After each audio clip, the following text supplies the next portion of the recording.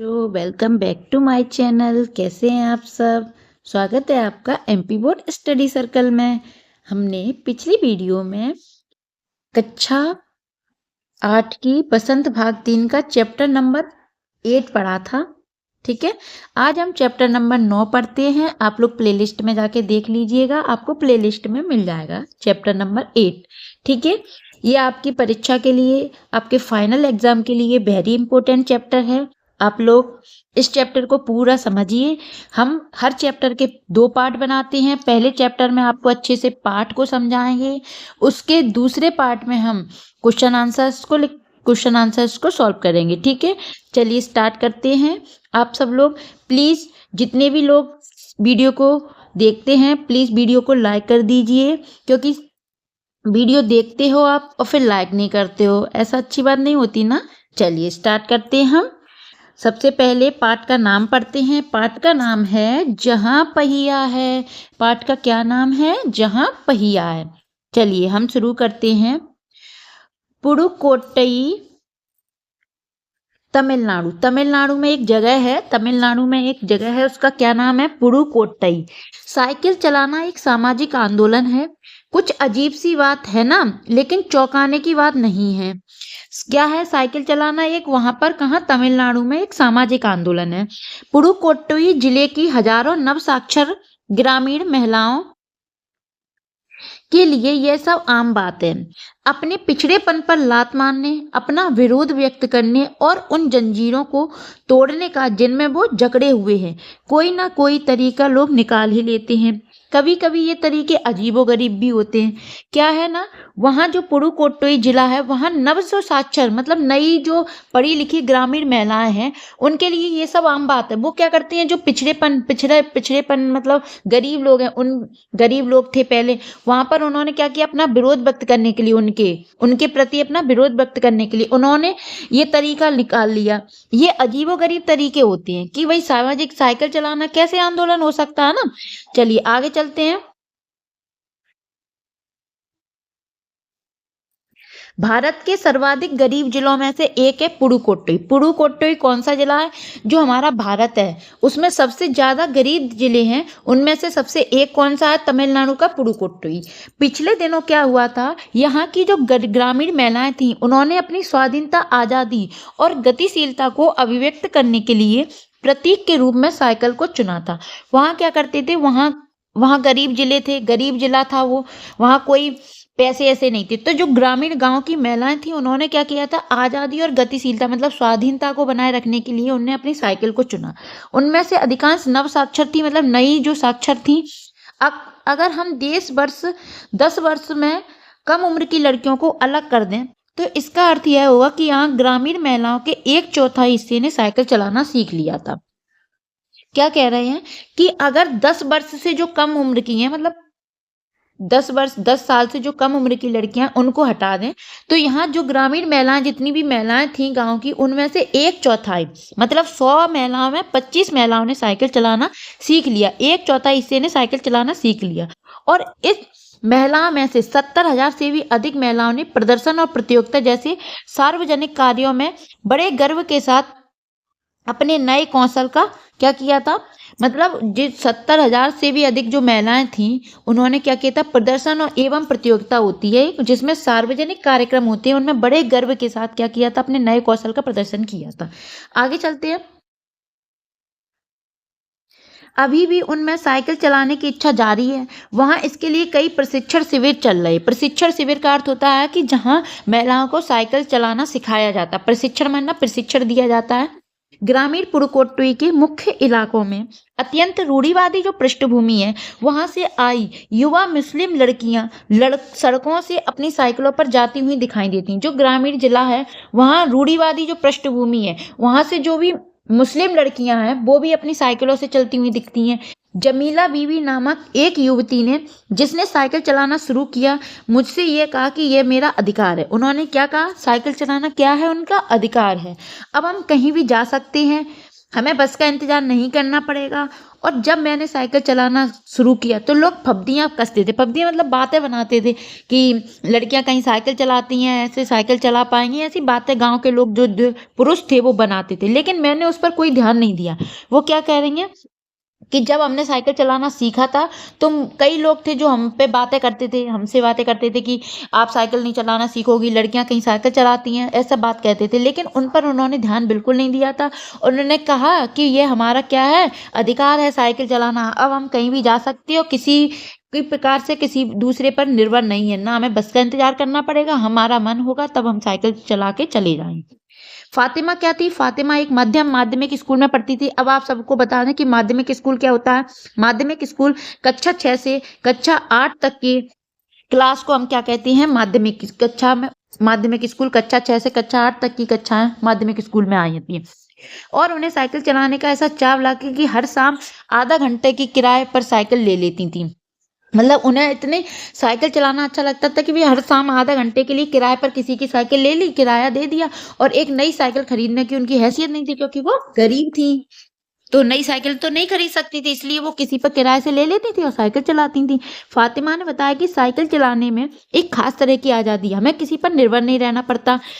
मैं कभी इसे नहीं छोड़ूंगी। जामिला, फातिमा और उनकी मित्र अवकन्नी, इन सबकी उम्र 20 वर्ष के आसपास थी और उन्होंने अपने समुदाय में अनेक युवतियों को साइकिल चलाना उन्होंने सिखा दिया था। इस जिले में साइकिल की ऐसी धूम मची कि इनकी प्रशंसकों में महिलाएं, खेतियार मजदूर मतलब जो खेत में काम करती थी महिलाएं, पत्थर खदानों में मजदूरी करने वाली महिलाएं, और जो गांव में करने वाली नर्सें थीं, काम करती थी जो नर्स, बालवाड़ी और आंगनवाड़ी की जो कार्यकर्ता थी, बेशकीमती पत्थरों को तराशने में लगी औरतें थीं, और स्कूल की अध्यापिकाएं जो स्कूल में पढ़ाती थी वो भी साइकिल का जमकर इस्तेमाल कर रही थी। मतलब अब सब साइकिल चलाने लगी थी। ग्राम सेविकाएं जो गांव की सेवा करती, दोपहर का भोजन पहुंचाने वाली औरतें भी काम कर रही थी, साइकिल चला रही थी। सबसे बड़ी संख्या उन लोगों की थी जो अभी नव साक्षर हुई थी, मतलब नई। जिस किसी नव साक्षर और नई नई साइकिल चलाने वाली महिला से मैंने बातचीत की, उसने साइकिल चलाने और अपने व्यक्तिगत आज़ादी के बीच एक ऐसा संबंध बताया था। साइकिल आंदोलन की एक अगुआ की कहानी है। मुख्य बात यह है कि इस आंदोलन ने महिलाओं को बहुत आत्मविश्वास प्रदान किया था। आत्मविश्वास मतलब वो खुद पर विश्वास कर रही थी कि हमें अब किसी पर निर्भर नहीं रहना पड़ेगा। महत्वपूर्ण यह है कि इसने पुरुषों पर उनकी निर्भरता कम कर दी थी, मतलब उन्हें अब पुरुषों पर निर्भर नहीं रहना पड़ेगा। हम अब प्रायः देखते कि कोई औरत अपनी साइकिल पर 4 किलोमीटर तक की दूरी आसानी से तय करने पानी लाने जाती थी, मतलब पानी लेके आ जाती थी। कभी कभी साथ में उनके बच्चे भी होते थे, यहाँ तक कि साइकिल से दूसरे स्थानों पर सामान ढोने की व्यवस्था भी वो खुद कर लेती थी। लेकिन यकीन मानिए, जब इन्होंने साइकिल चलाना शुरू किया तो इन पर लोगों ने जमकर प्रहार किए थे, जो उन्हें झेलना पड़ा था। वो कुछ नहीं कह सकती थी, गंदी गंदी टिप्पणियां की थी। लेकिन धीरे धीरे जो साइकिल चलाने को उन्होंने सामाजिक स्वीकृति मिली, समाज ने भी उन्हें स्वीकृति दे दी थी, इसलिए महिलाओं ने इसे अपना लिया। साइकिल प्रशिक्षण शिविर देखना एक साधारण अनुभव है। किला कुर्ची गांव में एक और नया गांव आया, किला कुर्ची गांव में सभी महिलाएं, साइकिल सीखने वाली महिलाएं रविवार को इकट्ठी हुई थी। साइकिल चलाने के आंदोलन के समर्थन में ऐसे आवेग देखकर कोई भी हैरान हुए बिना नहीं रह सकता। हमें इसे सीखना ही है। साइकिल ने उन्हें पुरुषों द्वारा थोपे गए दायरे के अंदर रोजमर्रा की घिसी पिटी चर्चा से बाहर निकलने का रास्ता दिखाया। ये जो नव साइकिल चालक थी, गाने भी गाती थी और उन गानों में साइकिल चलाने का प्रोत्साहन दिया गया। इनमें से एक गाने की पंक्ति का एक भाव दिया है। पंक्ति का भाव क्या दिया था? पंक्ति का भाव दिया था, ओ बहना आ सीखे साइकिल, घूमे समय के पहिए के संग। ओ बहना आ सीखे साइकिल, घूमे समय के पहिए संग। जिन्हें साइकिल चलाने का प्रशिक्षण मिल गया था, उनमें से बहुत बड़ी संख्या में साइकिल सीख चुकी महिलाएं अभी नई नई साइकिल सीखने वाली महिलाओं को भरपूर सहयोग देती थी। जो मतलब पहले से साइकिल सीख चुकी थी, वो जो नई महिलाएं आनी थी उनको सहयोग मतलब सहायता करती थी। उनमें यहाँ न केवल सीखने सिखाने की इच्छा दिखाई जाती थी, बल्कि उन्हें यह भी उत्साह दिखाता था कि सभी महिलाओं को साइकिल चलाना सीखना चाहिए। अब ये याद रखना, 1992 में अंतर्राष्ट्रीय महिला दिवस पर के बाद अब यह जिला कभी भी पहले जैसा नहीं हो सकता। हैंडल पर झंडियां लगाएं, घंटियां बजाते हुए साइकिल पर सवार 1500 महिलाएं, कितनी महिलाएं हो गई थी? 1500 महिलाएं पुडुकोट्टई में तूफान ला दिया। महिलाओं को साइकिल चलाने की इस तैयारी ने यहाँ जो रहने वाले थे उनको हक्का बक्का कर दिया। अब इस सारे मामले में पुरुषों की क्या राय थी? इसके पक्ष में आर साइकिल्स के जो मालिक को तो रहना ही था। इस अकेले डीलर के यहाँ लेडीज साइकिल की बिक्री में साल भर के अंदर काफी वृद्धि हुई। जो साइकिल का मालिक थे वो कौन थे? आर साइकिल्स। उन्होंने क्या किया था? वो तो महिलाओं के साथ होंगे क्योंकि उनकी बिक्री भी हुई थी। जब से महिलाएं साइकिल चलाना सीखेंगी तो वो साइकिल भी खरीदेंगी, तो उनकी बिक्री हुई। माना जाता कि इस आंकड़े में को 2 कारणों से कम करके आंका गया। पहली बात तो ये कि ढेर सारी महिलाओं ने जो लेडीज साइकिल का इंतजार नहीं कर सकती, जेंट्स महिलाएं खरीदने लगी। दूसरी, उस डीलर ने बड़ी सतर्कता के साथ यह जानकारी दी, उसे लगा कि मैं बिक्री कर विभाग का कोई आदमी हूँ। उसने क्या जाना? मैं बिक्री कर रहा हूँ और उसी विभाग का कोई आदमी हूँ। आगे, विभाग का कोई आदमी हूँ। कुदुमी अन्नामलाई की चिलचिलाती धूप में एक अद्भुत दृश्य की तरह पत्थर के खदानों में दौड़ती भागती 22 वर्षीय मनोरमनी को लोगों ने साइकिल सिखलाते देखा। उसने मुझे बताया, हमारा जो इलाका है मुख्य शहर से कटा है। यहाँ जो साइकिल चलाना जानते हैं उनमें गतिशीलता बढ़ जाती है। साइकिल चलाने के लिए बहुत निश्चित आर्थिक निहितार्थ है। इससे आय में वृद्धि हुई है। यहाँ की कुछ महिलाएं अगल बगल के गांव में कृषि संबंधी अपना अन्य उत्पाद बेच सकती हैं। भाई बेच सकती हैं ना, साइकिल पे लेके अपना दूसरी गांव में जा सकती हैं। साइकिल की वजह से बसों के इंतजार में व्यय होने वाला, क्यों बस के इंतजार में खड़े हैं, जब बस तो अपने टाइम पे आएगी, कभी लेट भी हो जाती थी तो उसमें समय लगता था, वो समय भी बच गया। खराब परिवहन व्यवस्था वाले स्थानों के लिए ये सबसे महत्वपूर्ण था। दूसरे, इससे इन्हें इतना समय मिल जाता कि जो अपने सामान बेचने पर ज्यादा ध्यान केंद्रित कर पाती थी। ठीक है, आगे चलते हैं। तीसरा, इससे ये अधिक इलाकों में जा पाती थी। अंतिम बात यह है कि आप चाहें तो इससे आराम करने में काफ़ी समय मिल सकता था। जिन छोटे उत्पादकों को बसों का इंतजार करना पड़ता था, बस स्टॉप के पहुंचने के लिए पिता, भाई, पति या बेटों पर निर्भर रहना पड़ता था। क्योंकि बस स्टॉप तक जाएंगे तो कोई होगा, पिता, भाई, पति या बेटे, इन पर निर्भर रहना पड़ेगा कि वही तो छोड़ने जाएंगे। वे अपने सामान बेचने के लिए कुछ गिने चुने गाँवों तक ही जा पाती थी। कुछ को पैदल चलना पड़ता था। जिनके पास साइकिल नहीं थी वे अब भी पैदल ही जाती हैं। फिर उन्हें